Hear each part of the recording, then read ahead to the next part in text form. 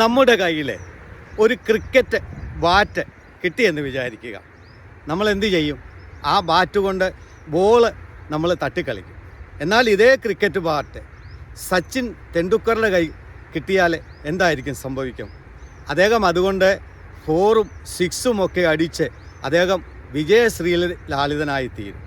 സച്ചിൻ തെണ്ടുൽക്കർ ജനിച്ചപ്പോൾ കഴിവുള്ളവനായിട്ടാണോ ജനിച്ചത്? കഴിവുണ്ടായിരുന്നു. എന്നാൽ അദ്ദേഹം എന്താ ചെയ്തത്? തൻ്റെ ജീവിതത്തിൽ തൻ്റെ കഴിവുകളെ കഠിന പ്രയത്നത്തിലൂടെയും അധ്വാനത്തിലൂടെയും അദ്ദേഹം അതിനെ പ്രോത്സാഹിപ്പിച്ച് അദ്ദേഹം മുന്നോട്ട് കടന്നു വന്നു. അദ്ദേഹം ഒരിക്കലും മടിയനായിട്ട് ഇരുന്നില്ല. അദ്ദേഹത്തിന് ഉണ്ടായിരുന്ന കഴിവുകളെ അദ്ദേഹം പുറത്തെടുത്തു. അദ്ദേഹം അതിനുവേണ്ടി കഠിന പ്രയത്നം ചെയ്യുകയും പരിശ്രമിക്കുകയും ചെയ്തതുകൊണ്ടാണ് ഇന്ന് നാം എല്ലാം അറിയപ്പെടുന്ന ഒരു വ്യക്തിത്വമായി അദ്ദേഹം തീർന്നത്. സ്നേഹമുള്ളവരെ, ഇന്ന് നമ്മളിൽ പലരും എന്താണ് ചെയ്യുന്നത്? നമുക്ക് കഴിവുകൾ ഉണ്ടായിട്ടും മെയ് അനങ്ങാതെ അധ്വാനിക്കാതെ ഏത് വഴികളിൽ നിന്ന് എന്ത് കിട്ടുമെന്ന് അന്വേഷിച്ച് നടക്കുന്നവരാണ് അനേകർ. ദൈവം ഒരു വെള്ളി താലത്തിനകത്ത് കുറേ കൊണ്ടുവച്ച് തന്നാൽ അതും ഭക്ഷിച്ച് എങ്ങനെ കഴിഞ്ഞുകൂടാമെന്ന് ചിന്തിക്കുന്നവരാണ് അനേകർ. എന്നാൽ നമ്മൾ ഓരോരുത്തരും കഴിവുകളോടുകൂടി ഈ ഭൂമിയിൽ ജനിക്കപ്പെട്ടിട്ടുള്ളവരാണ്. ഒരിക്കലേ ഒരു മനുഷ്യൻ വളരെയേറെ നിരാശനായിട്ട് ഒരു മൈതാനത്ത് ഇങ്ങനെ കുത്തിയിരിക്കുകയാണ്.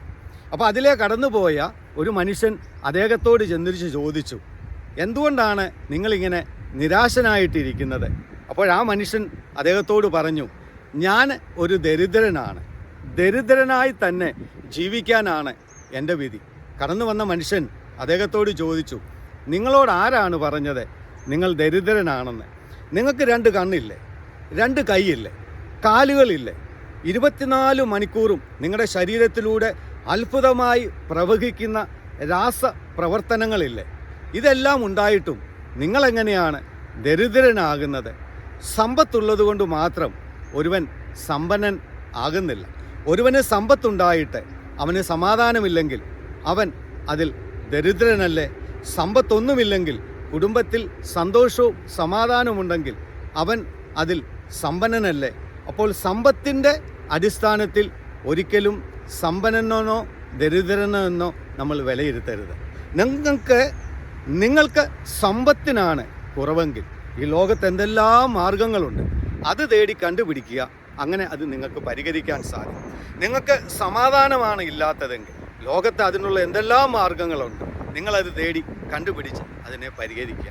പകരം മറ്റുള്ളവരുടെ ജീവിതത്തിലേക്ക് നോക്കിയിട്ട് അവരുടെ സൗഭാഗ്യങ്ങളിലേക്ക് നോക്കിയിട്ട് ഞാൻ ദരിദ്രനാണ്, എനിക്ക് ദരിദ്രനായിട്ട് ജീവിക്കാനാണ് എൻ്റെ വിധിയെന്ന് പറഞ്ഞ് വിധിയെ ചാരി നടക്കുകയല്ല ചെയ്യേണ്ടത്. സ്നേഹമുള്ളവരെ, നമുക്കെല്ലാവർക്കും ദൈവം പലവിധ കഴിവുകൾ നൽകിയിട്ടുണ്ട്. നമ്മുടെ കഴിവുകളെ നമ്മൾ പുറത്തെടുക്കുക, കഠിനാധ്വാനം ചെയ്യുക, പ്രയത്നിക്കുക. നമുക്ക് മറ്റൊരാളെ പോലെ ആകാൻ സാധിച്ചില്ലെങ്കിലും നമുക്ക് നമ്മളായി തീരുവാനായിട്ട് ഈ ഭൂമിയിൽ സാധിക്കും. അങ്ങനെ നമുക്ക് സന്തോഷം അനുഭവിക്കുവാനായിട്ട് സാധിക്കും.